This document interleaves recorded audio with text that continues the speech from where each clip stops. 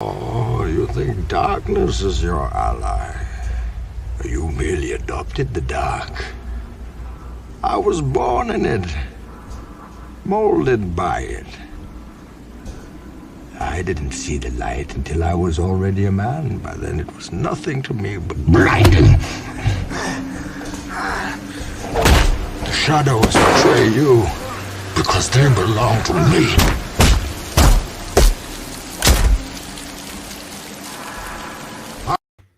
Boys, how are we? We are live. What's going on, guys? Hey, what's up? How good is Tom Hardy?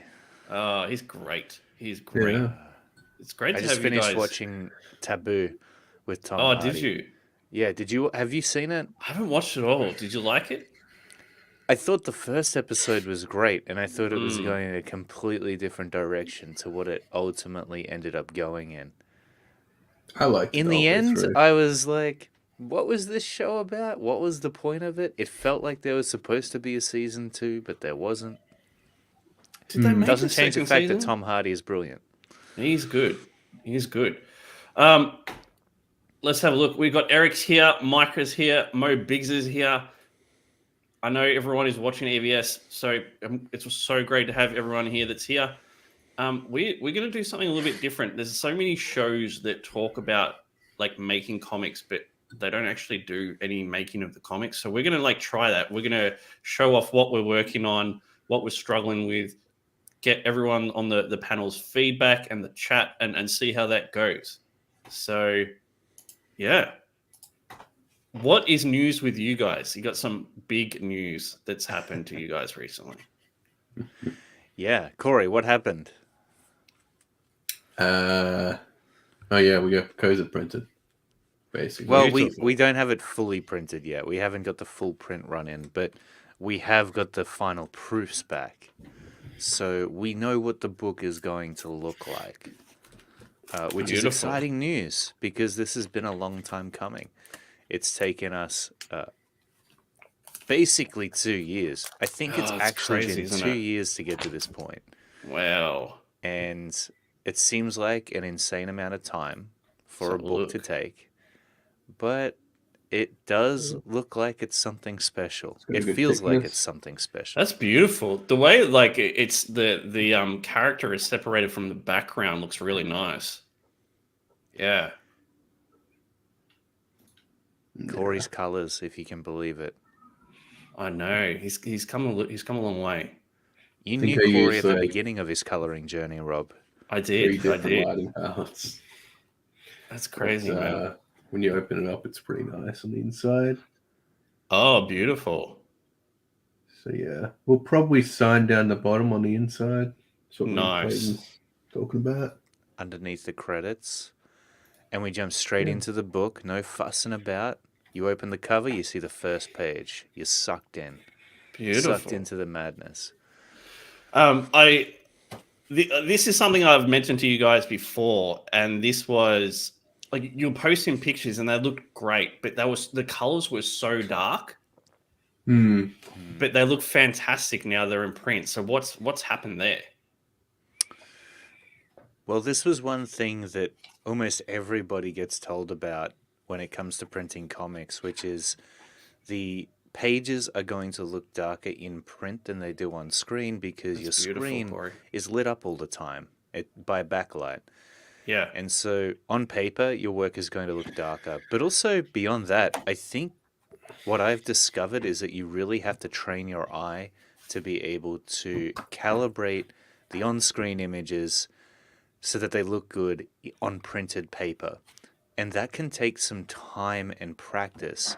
Now that we've gone through that process, we just instinctively know whether or not something is bright enough, whether or not it has the right amount of contrast or saturation. And those are the primary things: saturation, contrast, and brightness. If you mess those up, then you can either get a very saturated, dark-looking image, or you can get, well, the opposite effect of that. And so we went through we went through a number of different proofs. We went through a lot of hours at the Yeah. computer, calibrating the colors to make sure they look good.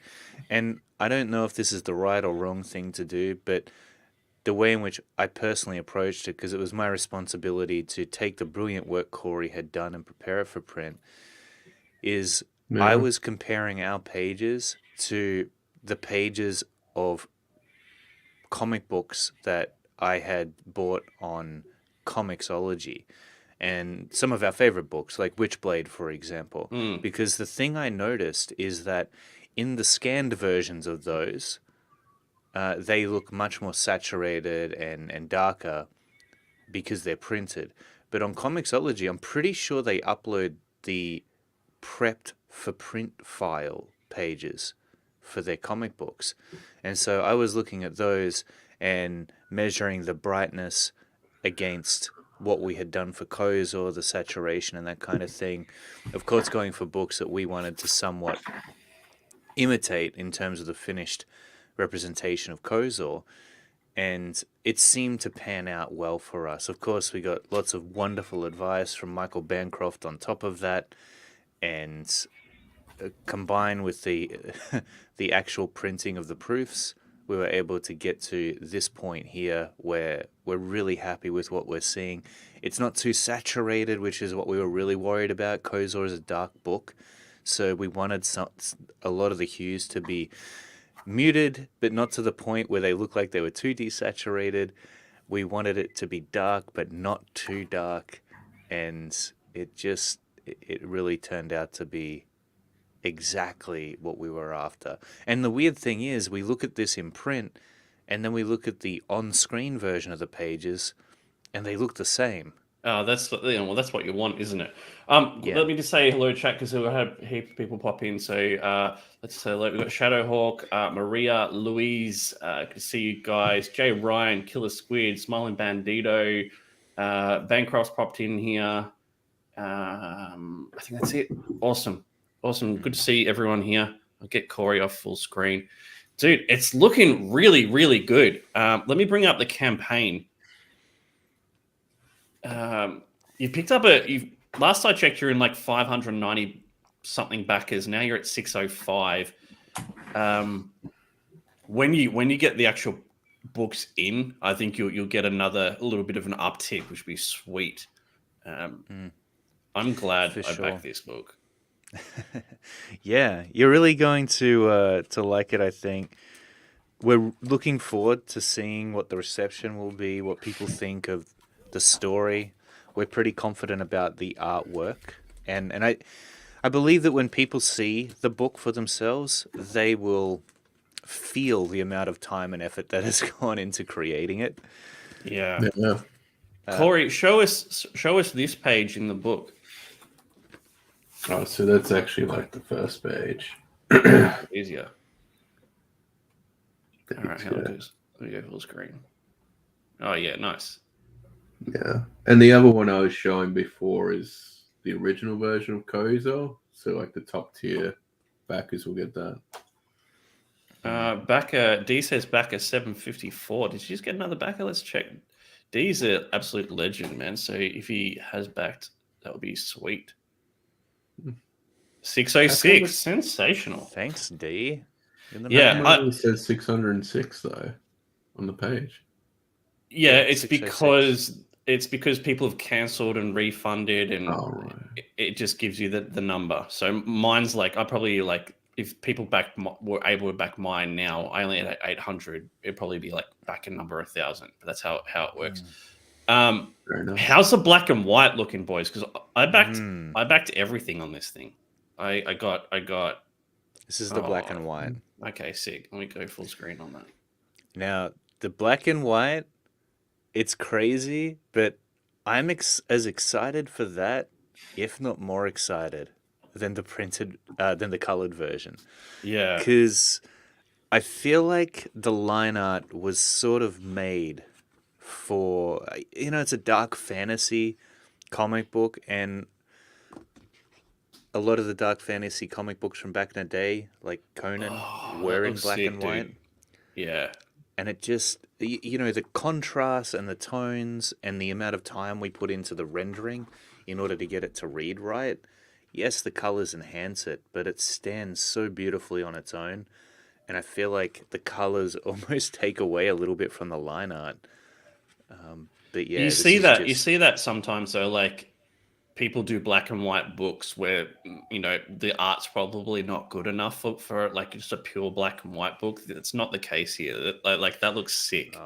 oh, it really does look gorgeous, and I'm as like I said, I'm as excited about this one as I am the colored one, and I think getting both is you got to do it. It's a must-have. Yeah, I agree. You guys, you asked me a question about gloss or satin Mm. or whatever it was. Like, what was the choices there? Like, what did you go for? Do you have both options you can show us?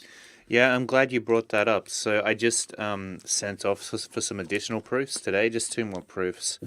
We're going to take a look at a thicker cover stock, Oh, 300 okay. GSM. This is we've actually got 2 different cover stocks here that we got done up. So in the end, we'll be looking at 3 different choices. And the 300 one, we've had a look at other books, and we just feel like, given the thickness of our book and the amount of pages that are in it, it How feels many like pages are in it? there are 56 sides to the book. So that'd be 54 story pages, I believe. Wow. No, sorry, not 54, because there's an interior covers as well. So it'd be 52. This But cover, guys, looks fire. yeah, Yeah, okay. Show us that off. That looks sick. yeah, that looks really nice, this one. Wow. And I'll take it out of here so that you Yeah. can see it without the reflection. Got Joe Sontag's in here. Good to see you, dude. Congratulations, Reaper Destroyer is absolutely killing it. Bretsky the Great, Shit. Jarro. Shoot it back as well, man. That's the Oh, back. dude, that's sick. Who did that? Kane White. This is a Kane White cover, all round. Okay, I from the front colored to the back. that one, back one too. Yeah, Corey did the back. I did the front cover colors actually. Show us the back again. Yeah. It's not as good as the front. Not bad. Yeah, I mean, it's both are cool. Joking Corey. Looks great. I didn't even know you were going to have a back cover to that, so that's really sick. Yeah, we wanted to. I almost was going to leave it pretty bland, but then Corey decided to put that one on the back. Why did you decide to do that, Corey? Clayton gave me so much shit because he's like, I'm like, dude, because he said, oh, let's give it a black back cover, but I said, I don't think the backers will value it as much as the others if it doesn't have like artwork on the back. And I suggested putting that Magator on the back, and he's like, oh, I don't know, man. It might be too goofy or something. Corey, I fought this for it. hanging up there. Oh, beautiful. Yeah, it is a sick piece of art. God, I forgot what I was going to say. Yeah, I'm not usually a fan of back covers, honestly, but that looks really good. I think that Thanks, works Rob. really well. We're going to make the covers. There's a good chance we're going to make them a satin with matte lamination because we feel like the glossy is a bit too shiny for a comic book. Yeah, do you have the versions there, Clayton? Show us. Well, I don't have the matte just yet, so I put that in for today. Hopefully, we'll get it back tomorrow. Yeah. I mean, what's this one? This is kind of matte looking. Yeah, that one's a bit more like what we want to go for. This is done by Mixum, though. Oh, So we yeah. actually went with Rob's printer. Rob's and Michael Bancroft's. Do you notice the difference between Mixum and the guys that we're using? I'm not sure if it's because I'm just not as experienced in printing yet. I didn't see a huge difference. Yeah. Personally, I think that they're very close. The gloss one does look slightly sharper, or maybe I'm just tripping. Yeah. If you look at the interiors, for me it was subtle differences. I do think the printer that we're going with, that Michael Bancroft recommended and that you use, Rob, Yeah. it is of a higher quality. all round, though. It's not just that too. Like you'll get your books and Yeah. they won't be damaged and they won't be fucked up. So I mean, it's peace of mind too. And And if they I are, think the quality's better. I think the quality's much better. absolutely. And if they were messed up in some way, this printer is just so great at communication. Replies within the hour, if not far sooner. And so if something does go wrong, it is just so reassuring to know that communication is there with them and we can sort out any problems which might pop up, which as opposed to Mixam would just be a nightmare, as Michael Yeah. Bancroft can attest to. Yeah, and multiple others. It's crazy, man. The owner of the printing company that we're all using, he dropped the proofs around to my house himself. So I'm like, it's That's amazing. crazy. Yeah. All right, that's Yeah. sick, guys. That is really, I'm really excited for you. How does it feel? Like, I know, like I was pretty late, and by the end of it, I was kind of just like, fuck, I just want to get this book out. And it took a lot of the excitement out for me. What about you guys? I think for me, I was really excited when we were getting the proofs. I was looking forward to that, like the finished proof of the book, because we were going to see it in full for the first time, and all that hard work that we'd put into it, we're actually going to see something for it, for real. And so there was a certain level of satisfaction there. And also, there's that feeling of, I would say, what's the word I'm looking for? Relief. There's that feeling of relief that, okay, Kozor's finished. It's not going to take up a whole lot of our lives anymore. At least the first issue. Which, if you work on something for 2 years, you're going to feel pretty damn burned out by the end of it. If you still want to make comics after that, which we do, Yeah. that means you really, really want to make comics, because not a lot of people would be willing to stick around for the sequel to something Dude, that it's big. definitely a passion thing, though, isn't it? Like, there's no way you would do this job if you weren't passionate about it, because it's a lot of work and there's not a huge, massive, incredible return at the end of the day. Like, you've got to grind it out a lot of the time. Yeah, Kozor was a work of passion. And the other thing on top of that is there's never going to be any monetary return on that level of investment that we could hope to get, because what we really get out of it, the true value, I believe, is everything we learned along the way. Korey became a faster, better colorist and line artist. I became a much faster line artist and discovered a whole lot of things about my approach. We figured out the whole printing side of stuff. So on the comic books going forward, we've got this wealth of knowledge and experience that we're going to be able to take advantage of. And so I think, even though, of course, yeah, we do it for the money, and that's our bread and butter, but at the same time, I do believe that even if you don't see the amount of money that you would like to see after 2 years of slugging away at something, you get a repayment that is maybe not of a monetary value, but of arguably a far greater value that will, lead to whatever level of success later on that you're really striving to achieve. Korey, what about you, man? Yeah, How does it feel? I mean, you're the creator of Kozor. I mean, dude, I love like collecting comic books and stuff in general. So I feel like seeing it printed, it's like I'm glad I could collect like this badass dark fantasy book. And I mean, Clayton really brought Chief Baron to life with his line work. Yeah. Like my I colors love really that helped it. page, those pages. They look sick, especially those girls, man. That yellow tone is such an interesting choice. Were they always that color? Yeah, well, I'll show you the original.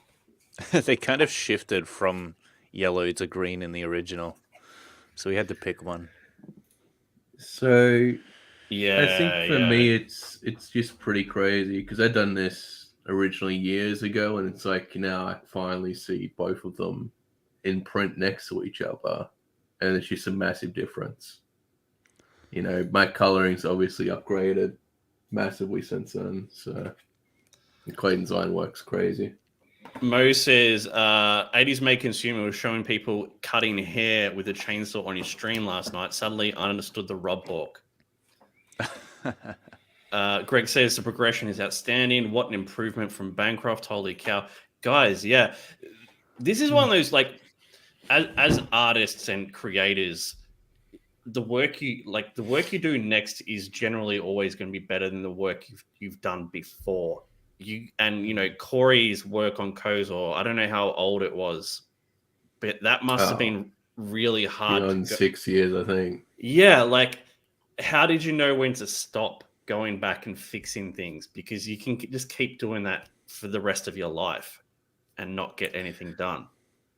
I think if I hadn't, I mean, honestly, I wouldn't be surprised if Clayton went on forever trying to perfect it. Yeah. Because he's just got that hardcore personality. But I think now it's like we both want to move on to different books, and Kozor's looking pretty amazing as is. Oh, yeah. So. This is the best we could have done, and it's quite possible we'll never do anything again to this scale. In terms of detail, in terms of time.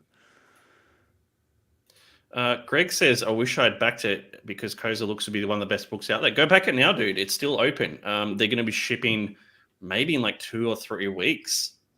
Yeah. Potentially, depending on how quickly the prints come in. Pretty much, yeah. And, the whole fulfillment process, we're still in talks with some of our contacts in the US, trying to figure out what's going to get people their books fastest, what's going to be the most optimized approach for it. And so I don't want to say anything for sure just yet because we're still organizing it. But certainly we can't wait to get this book into your hands, finally. Yeah, heck yeah. I think people in the house too. It's good to see you, dude. Even Korey came over yesterday to look at the proofs, and we both read through the book and had this very honest and real reaction to it, thinking that we think people will be blown away by Kozor when they read it. Awesome. So, all right, hopefully that's correct. Okay, beautiful. I'm pumped to get this. I can't wait. It's going to be shipping soon. So if you haven't backed it, go have a look at least. What are you guys working on now? What's the go? Show us some stuff. Yeah. Do you have anything to show, bro?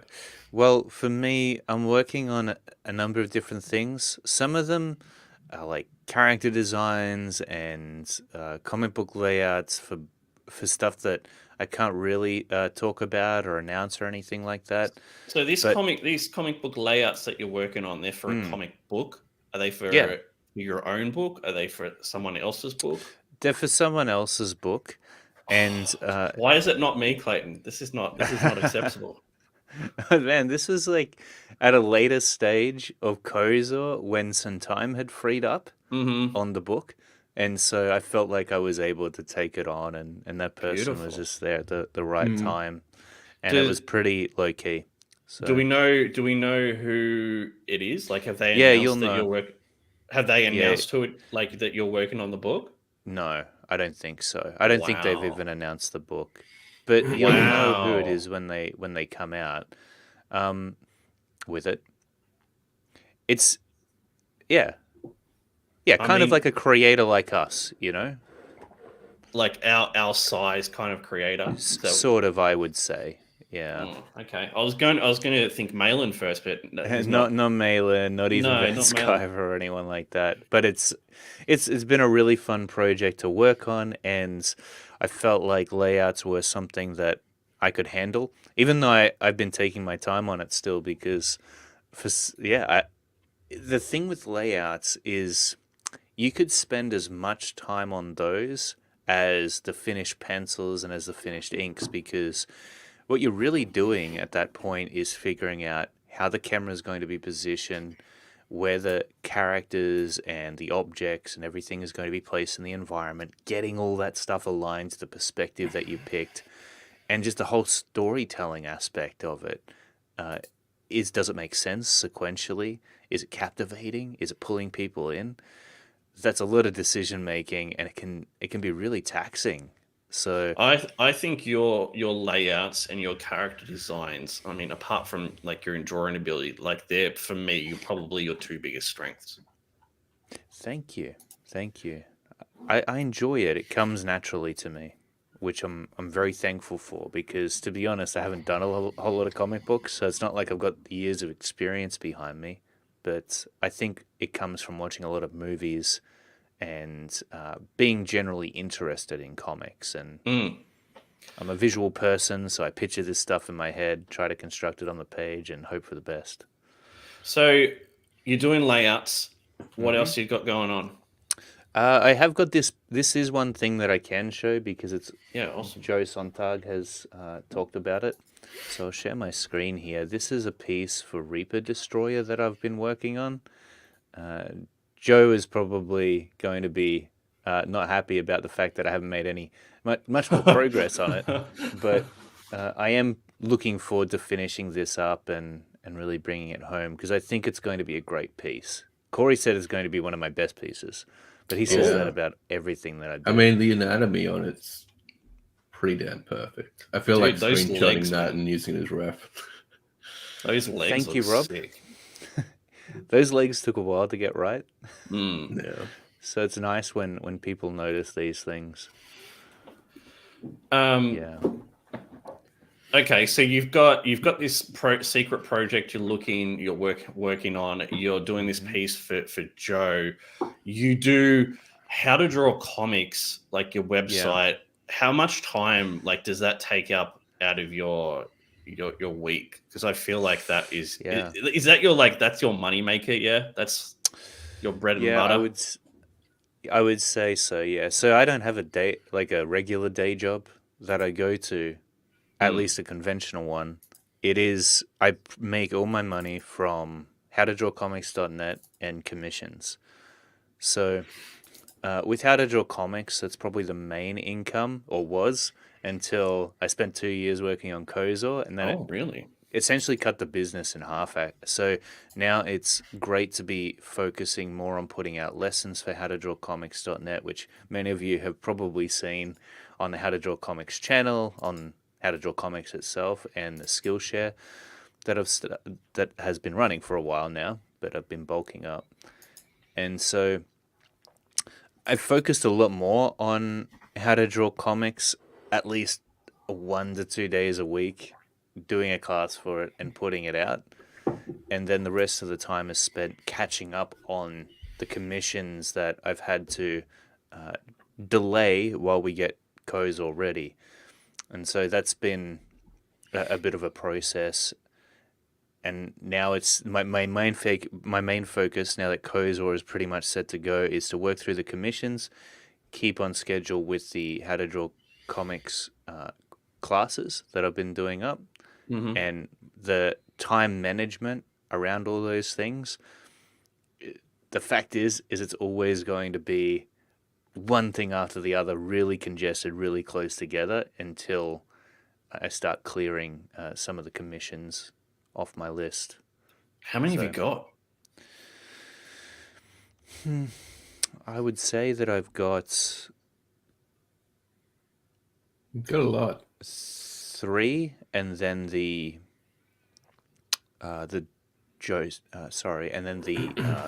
layouts for the comic book project. I remember once upon a time you were very reasonably priced, cheap. One would even say to hire. Oh, back in the day, yeah. Back in the day. Now probably not so much. I'm still pretty reasonable, I think. I've been thinking about raising my prices, because after this current set of commissions is done, which have been in process for quite a while now, so it's not like I've recently gotten them. He was watching Bear Cross video on cover prices yesterday. So he's like, maybe I should raise it. Yeah, Yeah. because I spent a lot of time getting this stuff down, and Yeah. the feedback that I get from people is that my prices are reasonably priced at the moment. So to me, I'm like, okay, maybe I can raise them a little bit. Yeah. Otherwise, You it just doesn't want make you sense to want keep least taking slightly them on. unreasonable. Slightly unreasonable. Yeah, All right. So after yeah. you're doing that, after you've got that done, the commission's done, what book are you moving towards? And what are you working on behind the scenes? Because I know you've got Mm, books that are coming. yeah, Show us, yeah. Clayton. I will. I will. Well, there's Borok, of course, which Yes. has been in the making for a while. So I've been working on layouts for it as well. The And amount of money you've put into that project is yeah, a it's pretty lot. crazy. It's pretty Yeah. crazy, but it's worth it. I think. Hopefully, anyway. I'll get a few pages up here so that I can show you, Rob, Sweet. and the wonderful audience that's out there. And we'll get to you after Clayton, Corey.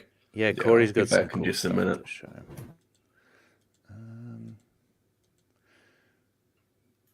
So All right. this is Borok here. Dude, that's fucking sick. How Yeah. good is that? That's who's. You probably don't want to say who the artist is. No, I can say who the artist is. So, uh, I'm working with Julius Gopez on Borok, and the Julius part that I'm Gopez. playing is the writer and layouts, and then Julius takes my layouts and turns them into these beautiful masterpieces, which you see here for the final line out of the book, and Korey is on the colors for the book. Oh, And so, really? yeah, yeah. Because So that wasn't how it was. That's changed. it wasn't originally, Yeah. yeah, but Okay. Cool. Korey really wanted to be a part of the project, and in terms of budget, it was going to make more sense that way, considering Oh how yeah. much we were already setting aside for Julius. And Mm-hmm. so, yeah, we're at page 29 of Borok now, and so we're hoping to wrap the production of the story up. I would love to say by the end of the year. Things have slowed down a little bit, but if we can get into gear now that Kozor is out the way, I think it'll be that this is the next project I want to put out. And then as far as what I'm going to be illustrating in full myself, Mm-hmm.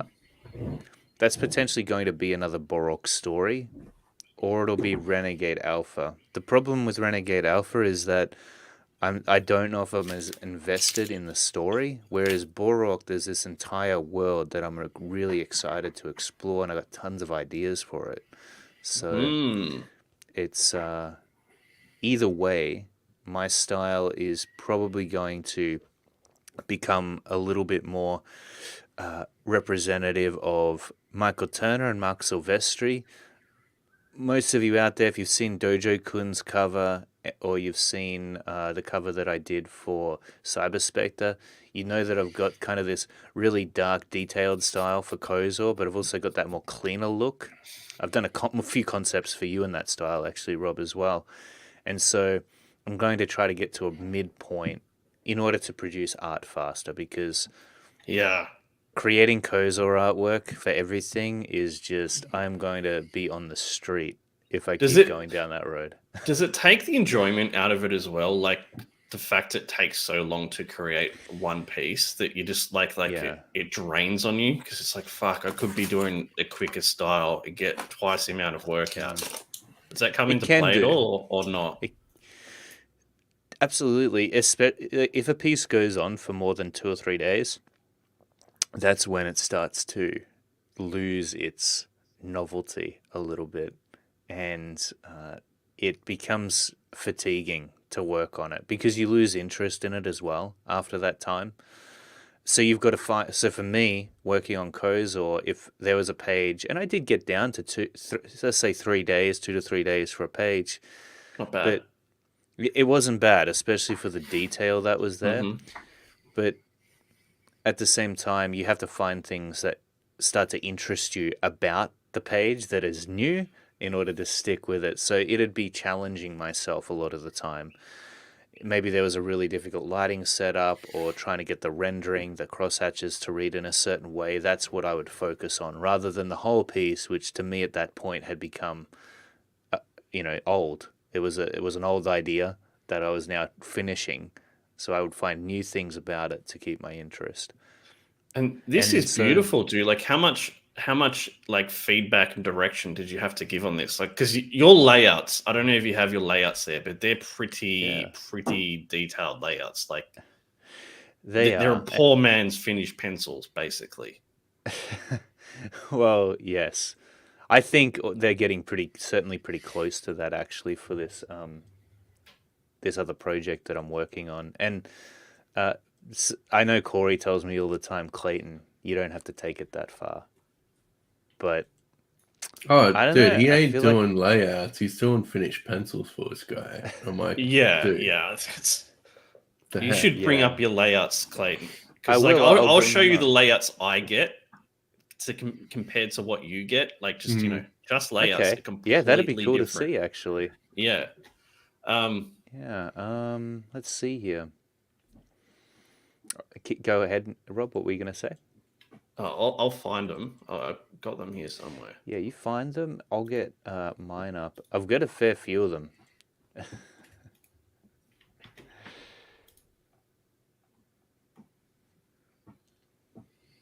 So Korey, while we're looking for this, Kozor 2, what's happening next? What are you doing next? Yeah. Obviously, I've been posting this sort of clone chick comic on Twitter, which has gotten really popular. So, because that's in a simpler, cleaner style, I was thinking of doing that before Koza 2, so I could possibly generate revenue. Because Koza 2 is going to be a big project as well, which might take a while. This is ridiculous, Clayton. Yeah. Yeah, so this page here is the one I showed you before. So this middle one, that ultimately ended up becoming this one right here. Oh, wow. Yeah, so Julius, takes that idea, he runs with it, and then he turns it into his own thing, which is pretty cool. But it all starts with this. And, if I notice that... You're right there, Korey. Do you need to get those calls? If I notice Julius has trouble drawing certain things, for example, his female faces in the beginning, they were fairly good, but I wanted them to be a certain way because I'm a perfectionist. So I will add more detail into especially the female faces because I feel like that'll help him out, that'll aid him. But like with this page here on the far left, I kind of went overboard with the details. It looks sick though. I don't know what this dude is on the far left. He looks wicked. Yeah, his name is Ominos. He looks like he's got like his rib cage is external, but it's different. Like it goes in different ways. It looks sick. Yeah, dude. he's a really cool guy. Let me show you a concept that I did up for him because I do create character concepts for all of these guys. We've got this is his concept. Yeah, so that's sick. That's cool. These are the main villains. We've got Ominos, Bile. Wow. Yeah. That's dope. Pretty cool, huh? That's sick, man. And then we've got Zol. Now, Zol is sort of he's not as bad as Bile, but he is probably the main villain within Borok, within this story of Borok. And this is what he looks like in the finished book. Oh, cool. Yeah. So he's essentially a necromancer that raises people who he's cursed with a dark plague from the dead and turns them into these creepy-looking minions that he plans to raise an army with and take over the lands. That's sick. Yeah, it's going to be pretty badass. Anyway, I'll stop showing off now. That's everything that I've kind of got to show anyway. All right, so I'll show you. These are how I get my layouts, and I get really, really, really, really rough layouts. They are like really rough. They're like basic shapes, and that's fine because it turns into something great. But if you want to see something different, this is the kind of layouts I get. So we're looking at we're doing wow. we're doing like a transformation scene, like a double page. Yeah. So you've got like the Okay. character here going through the transformation here. But this is how different Clayton's layouts Yeah. are compared to where we start from. I just think it's really, really interesting. Yeah, that's crazy, man. So Yeah. do you have a separate layout artist, or is this the Nah. layouts from your penciler slash inker? Yeah. From the Cool. penciler. Yeah. Nice. So he shows you this. Yeah. You take a look at it. You either give it the tick of approval or say that you want this or that changed. He That's does. cool. He'll do like a second pass. So he'll do like everything's roughed out. It looks more like what you've got, and then he'll finish it off. But yours are right. insane, man. No one. It's rare that artists do that. Yeah, thanks. I mean, if I'm doing a commission, the initial draft that I send them, and you would know this because we've done a few commissions together, is very rough. It's just a general idea of what I want to go for. And I do that so that I can figure out whether or not to take it forward. Rough thumbnails shouldn't be detailed in case you want changes. Exactly. I only include the detail there if I feel like the artist I'm working with needs it. In Julius's case, and he doesn't always need it, but just for specific things. And I want it to be a specific way too. Remember, I'm a control freak, so on a book that I'm trusting somebody else to illustrate, I want to make sure every detail is there so they don't miss a beat. As for the client that I'm working with now on a separate project, he's paying me quite, I think, a reasonable price for layouts. So I want to do a good job. And I feel like I need to anyway.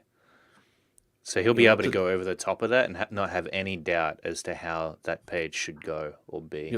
You'll have to tell me what he's paying you later. I will. Sumo says, I got $100, Clayton. I'll take one of those concept drawings. Tomic says that looks great. Thanks, what about guys. says raising an army of the undead? Yeah. Von says this is firing on all cylinder fantasy, and I love it. Thanks, Vaughn. So, like with the transformation sequence, right? We looked at a whole heap of different options. So, like this is like the classic Hulk style here. I mean, they're all Hulk pages. It's pretty awesome. And then eventually we just went with our own kind of thing. But this is what we used as nice. reference, I guess. Have you done like transformation pages, guys, before? Have you done that where someone turns into something else? I haven't personally, but if I did, it would probably be similar to the transformations in Dragon Ball Z. Oh, okay. Because that's what I like. You do like Dragon Ball Z. But these are cool too. It's like a montage of the transformation. Yeah. What do you got, Corey? What do you got going on? Yeah. Well, Clayton, want me to show the colors for Borok's cover, or? Yes. Oh yeah, go ahead. All right. Have you completed them, or is this still in progress? Still in progress. And then tell them about. I'm actually recoloring the Borok cover, so I have old colors I can show off. Clayton lets me. Yeah, do that. Sure. Show off the old ones, and then show what you've changed.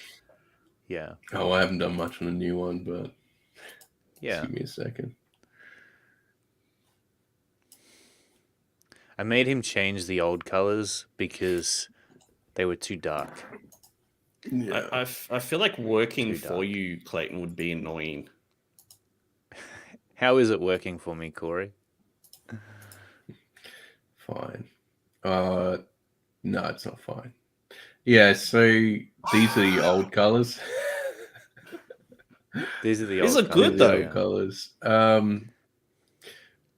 So Clayton had pointed out a few things to me, and I was basically like, I just need to recolor the thing, but I think one of the first things we noticed was the rocks are blending in too much. The foreground rocks and the Yeah. background rocks. Yeah. Also, with the sun behind Borok, we kind of need to put Borok in shadow. So I'm going to light him with blue ambient light on a new one. Yeah, give him like a secondary light. That's still not too bad what we've got there, but he just needs to stand out a bit more. Yeah, I sort of gotten a lot better at coloring clouds since this one. So, Oh yeah. So how's the new one looking then? Oh, and the other thing with this one that I had a problem with, by the way, was just the dispersion of light across some of the goblins.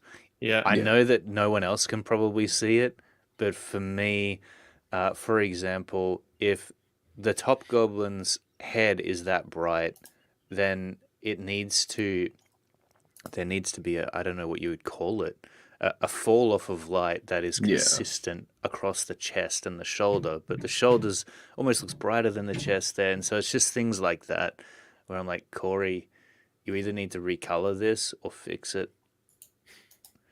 Even though he put a lot of work into it and we could probably adjust it, sometimes it's better just to go back to the drawing board. I love the designs of the goblins. They look fantastic. Yeah, they're cool. They're really cool. Well, this is the new one, so I haven't actually done that far into it. Yeah. I've actually been mainly doing a pass in the background first. But yeah, as you can see, so Borok's in shadow, and I'll probably have a blue ambient light lighting him up, and then maybe an orange sort of outline highlight on the side. And you could really increase the brightness of that blue ambient light. It doesn't need to be super dark. Yeah, it just needs to be a contrasting color. I mean, yeah, this cover was pretty dang tricky because he placed the sun directly behind him, and it's like, I'm just hoping that can light Borok well still, because he's the main character, right? So, anyway. What else you got going on, Korey? Yeah. So as I was saying before, I'm working on this clone comic. That did pretty well on Twitter, Korey. People kind of liked that a little bit. Yeah. I don't know why. But, zoom in. Yeah, see. I love the way she's sitting, Korey. She's like got her legs completely split like this. It's like, come on, man. Yeah. I've been thinking about doing this clone comic for a long time, actually. I think I was thinking about it last year. I was sort of telling Clayton about ideas, and he's like, dude, you should just focus on Koza and stuff. And we needed to at that point. Yeah. I mean, I was kind of like ready to just throw this idea out, honestly, until, I'd done up this page. Clayton actually convinced me to post it on Twitter, and then it got the massive reaction on Twitter. So I'm thinking I'll go ahead with it. And because the pages for this are a lot faster, I actually done the pencils or like the line art in a day. I could maybe even fit in 2 pages of line art a day. How many pages have you got for this already, Korey? And it's only been a few weeks. Yeah. So I'm actually on page 9 at the moment. Wow. Yeah, it's crazy. And yeah, see, the colors for this, I think, took about 1 or 2 days to do. So it'll be a fast project to get out. Me and Clayton have been talking about the amount of pages. I was thinking 60. Clayton's like, dude, do it in 30 and we can push these books out like really fast. But then it's like, I know Replicator's like 30. I find it hard to do a story in 30 pages. It's like decent. I feel like I have a weird thing, right? Because I want to make a comic book that feels like a comic book. And I love the premium feel for Koza, for example. But it still doesn't feel like a floppy comic book. And Yeah. I kind of want to capture that, I think, in my future books a little bit more. Korey wants a big, and we also, I think, lowering the page count would allow us to lower the prices and get books out Yeah. faster, which are two very important things that I've seen backers want. Hmm. Korey wants to do the more thicker 60 pages and really, Yeah. Why not Well, put his both? time into it. I mean, we could do Yeah. both. Like, because I feel like when I hold Codes from my hands, like it's a pretty thick book now. I'm like, It is. I feel like that to me has a lot of value.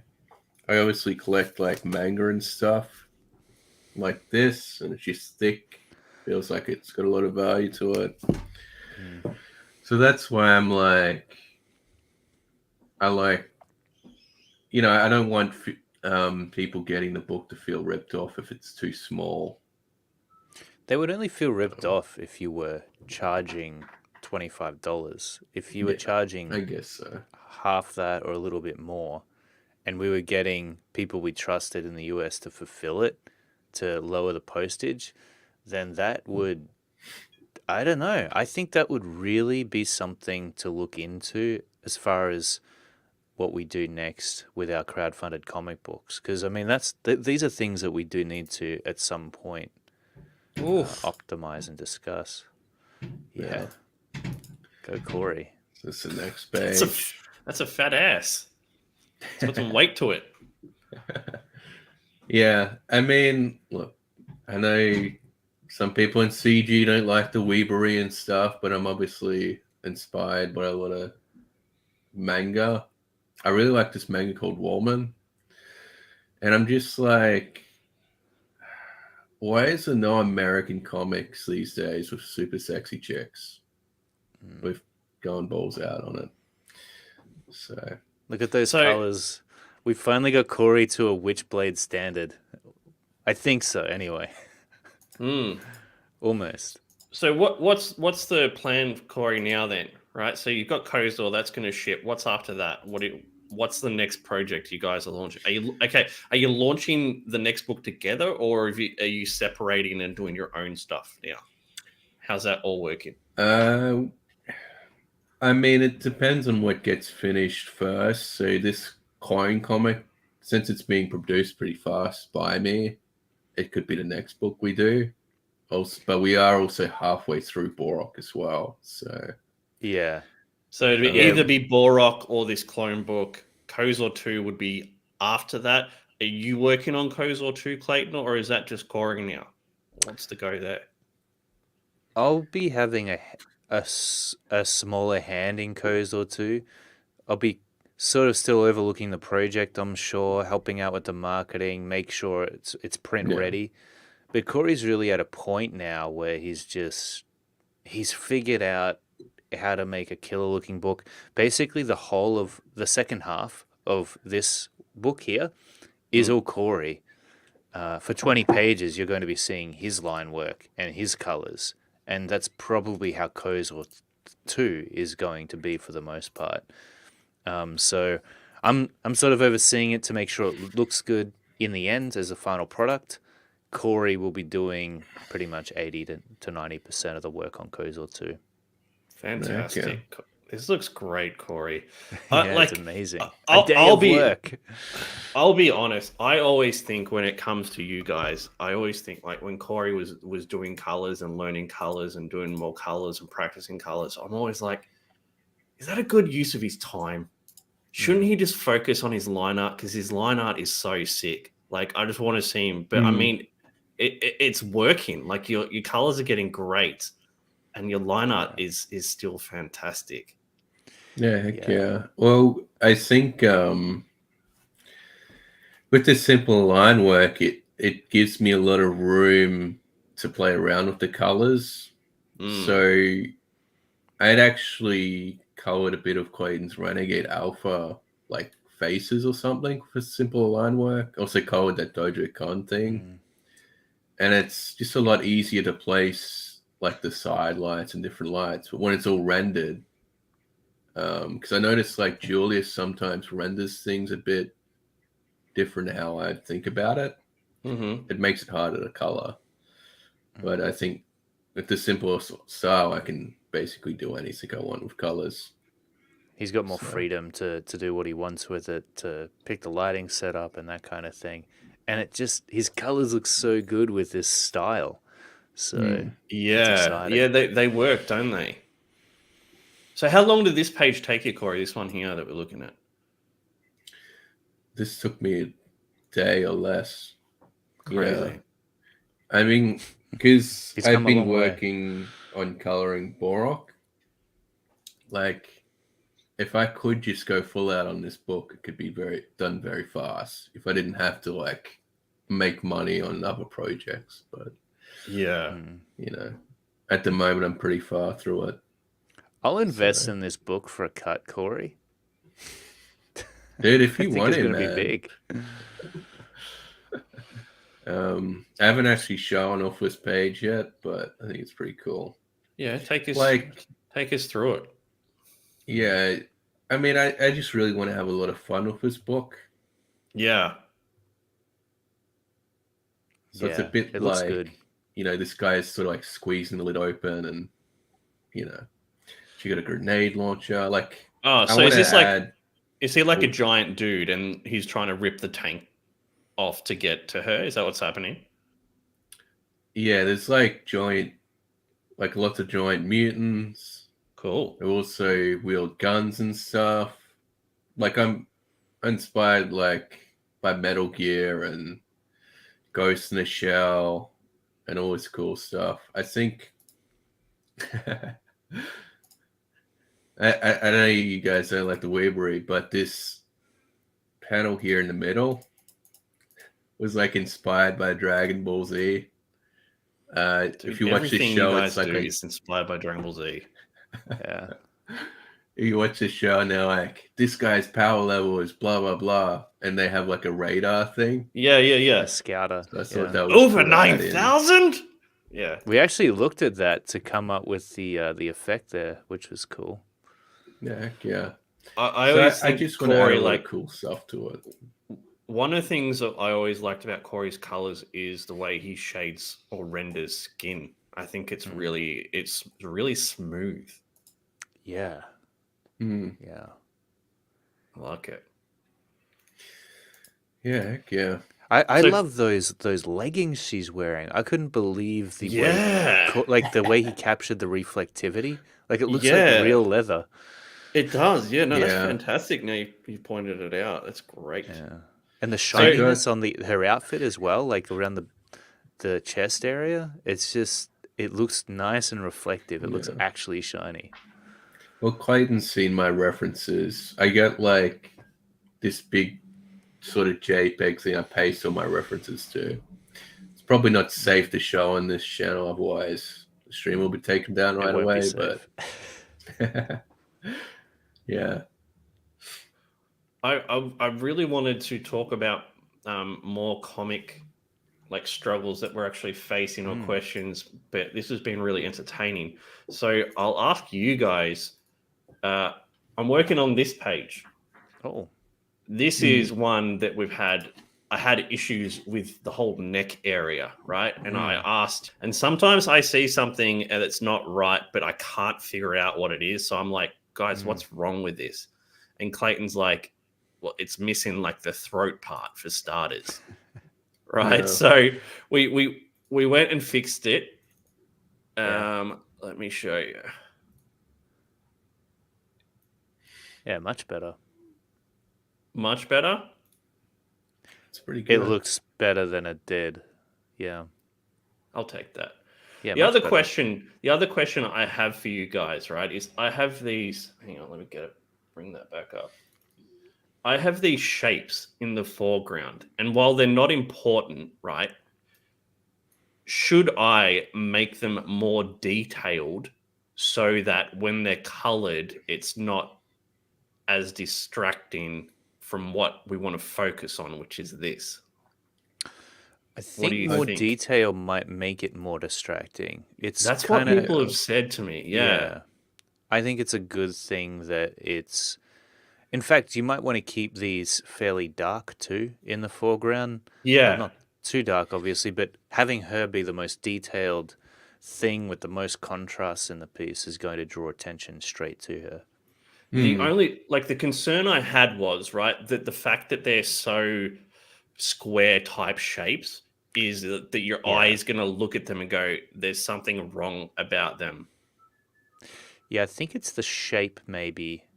Um, Especially that one to the far left, This in one the bottom left. here. Yeah, that one there.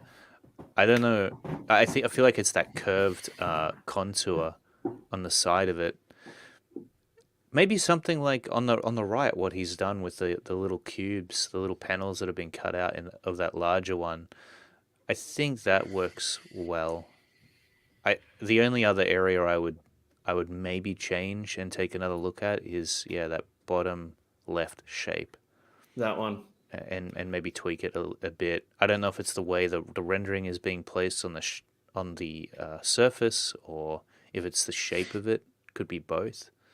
Maybe just see if your artist can tweak it and Yeah, make it slightly more interesting. Maybe a computer monitor or something like that. that's a good call. Mike says your eye isn't going to look at them if your colorist does his job right. Yep. I mean, well, that's the hope anyway. Is there any things that you guys are working on that you're struggling with, that you're unsure about? Just that Boral cover.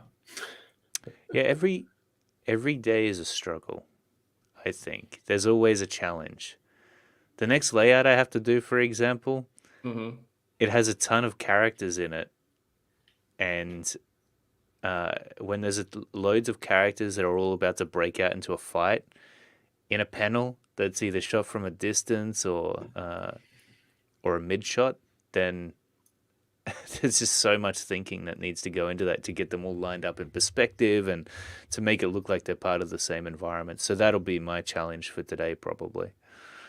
And you guys, you asked me about whether you should close your campaign for Kozor down. Did you make a decision about that? Uh, I think what we're going to do is wait, like you suggested, and get the books sent out.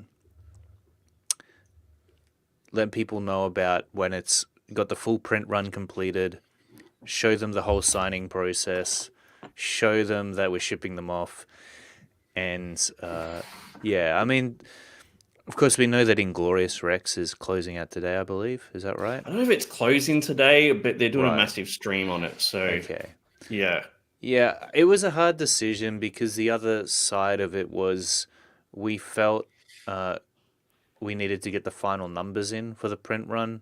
We are we are overprinting a bit, good. but not by a huge amount. And so I think we'll see how it goes. If we need to get more copies printed up, so be it. It's not a big deal. But I think that's the way to go.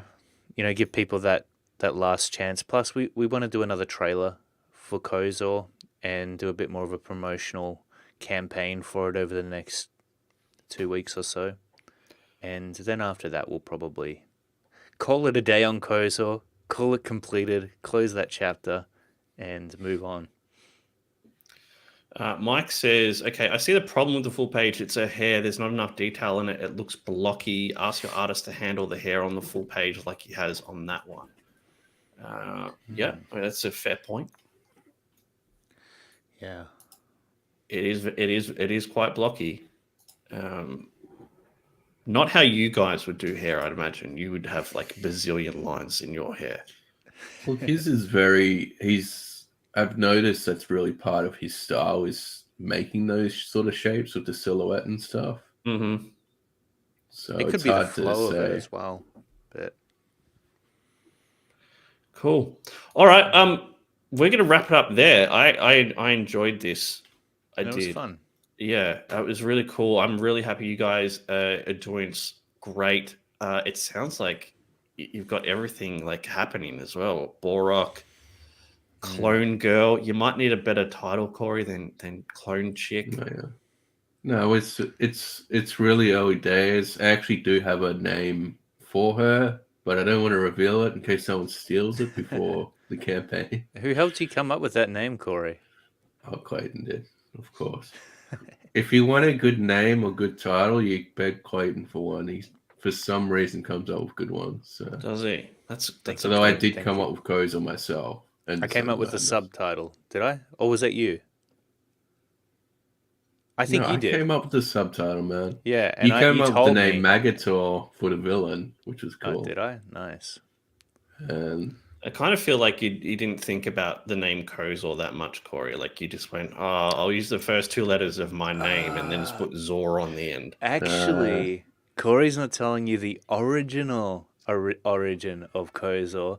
Initially, it was going to be called Koza or something like that. Fucking hell. And then I Is it said, and then I said, what about Kozor? well, you gotta talk about where so Koza was actually Clayton's nickname he had for me as a kid, right? Yeah, but it was really bogan nickname. It was like, hey, Koza.